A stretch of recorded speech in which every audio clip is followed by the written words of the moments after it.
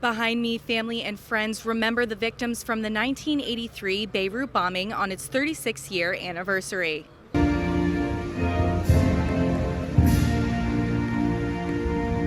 On this day, 36 years ago, 273 U.S. Marines died in a violent bombing that took place at the headquarters of the U.S. Peacekeeping Force in Beirut.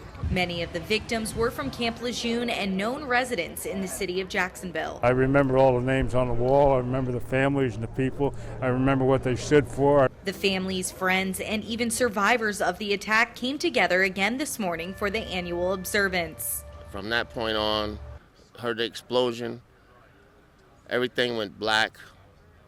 The next thing I knew, I was buried alive. Retired Marine MC Dorsey, a survivor of the bombing, traveled from New York for the observance.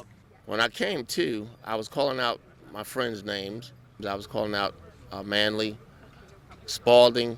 I didn't get no response from Spalding, but I did from Manley. Dorsey said through the darkness and rubble, he and Manley continued to talk until they were discovered. Both men were housed in the building blown up by an Iranian national suicide bomber. I didn't find out till I was in a hospital in Cyprus that the barracks had been blown up, and the loss of life was, tremendous. And difficult to find out who was wounded or killed, according to General Alfred Gray Jr., who was the 29th Commandant of the Marine Corps and in charge when the bombing occurred. He attended 160 funerals of the men he lost on this day 36 years ago, while he was stationed at Camp Lejeune. Before this happened, Jacksonville was just another town or city, and the Marines were just another base. After it, now we're as one. Gray says it's important to realize these American heroes did not die in vain.